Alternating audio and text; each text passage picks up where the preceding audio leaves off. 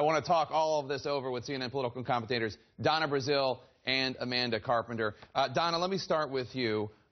Should Joe Biden run? Yes or no? That's up to Joe Biden. Oh, come on. But if he decides to run, it is going to be a very interesting race. But my personal position as an activist, yes. I mean, because, look, if you want to run, you know why you want to be president. You want to go out there and make a difference, run. But as an official of the Democratic Party, I'm neutral. Neutral, of course. I understand that. What do you think? Should he run? Yeah, absolutely. But even though he's not running and may not be in the race for the upcoming debate, his shadow will be looming over the debate. And if anyone has a poor performance, they're going to provide a vacuum for Joe Biden to get in. And I think that's exactly the game he's playing right now.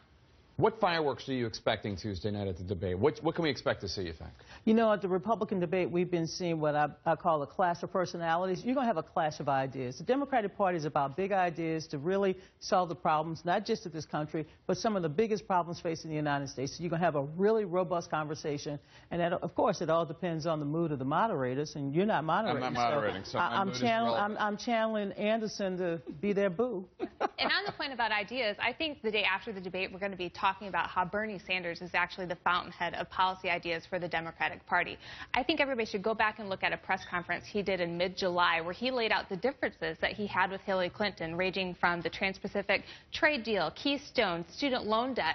Since those, Hillary has come over to his side or laid out policy ideas to address his concerns almost on a checklist. That's interesting. So in a way, I think he's already won. You know what's interesting, though, is that at 1 hour, they want Elizabeth Warren to run. This hour, they want Joe Biden to run.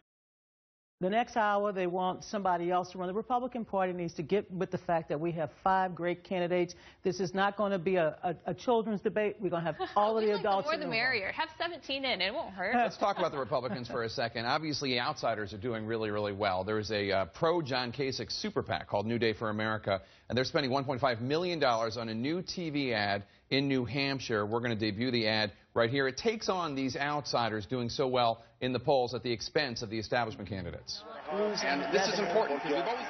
People want change. They want reform. They want to see something done, but just carping about it and whining about it and making speeches about it doesn't get it done. So that's interesting. Nobody is shaking up the not only Trump and Carson and Fiorina, but Amanda, he had Rubio in there, and we asked the pro-Kasich super PAC about that, and they said, well, he's just a speech maker, exactly like the outsiders. That's how they dismissed Rubio. I think it's a bad idea. Rubio's high favorabilities are so well, and we've seen that when Donald Trump attacked Rubio, people had a visceral reaction. But more so, I think that shows that Rubio is kind of inheriting what used to be thought of as the establishment lane, with people like Walker, Perry dropping out, Bush performing so poorly, and Kasich. People are looking at Rubio to take that mantle, and that ad shows how worried they are. I think that's definitely right.